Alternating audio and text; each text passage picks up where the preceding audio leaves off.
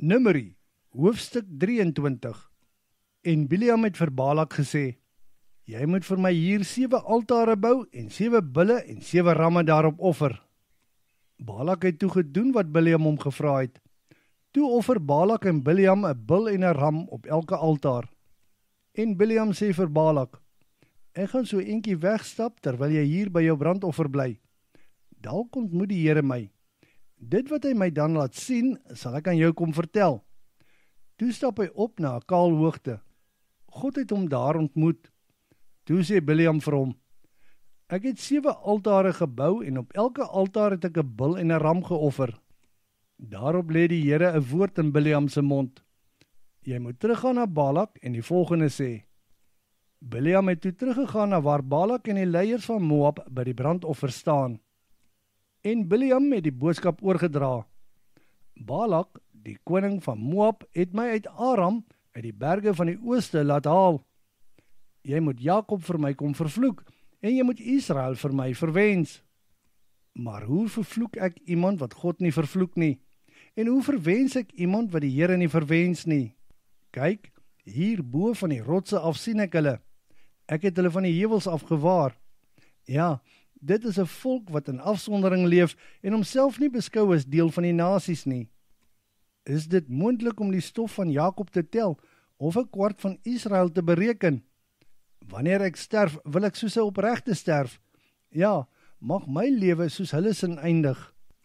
En Balak sê vir Bileam, wat doen jy aan my? Ek het jou laat kom om my vyande te vervloek, maar jy het hulle geseën.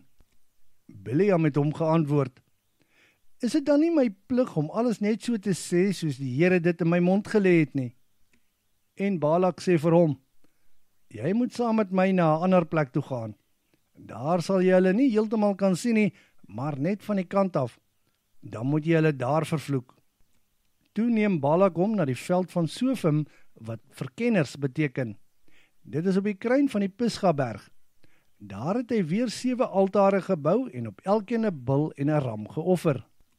En Bileam sê vir Balak, ek sal daar eenkant op 'n ontmoeting wag terwyl jy hier by jou brandoffer bly.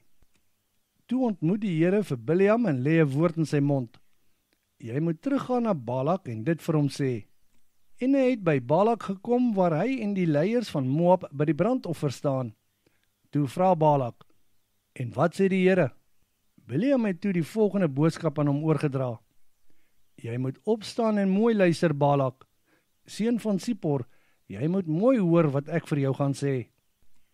God is nie 'n mens nie en hy sal nie lieg nie. Hy sal nie soos 'n mensekind van plan verander nie. Hy sal nie iets sê en dit nie doen nie, en dit wat hy spreek, word waar. Kyk, ek het die opdrag ontvang om te seën.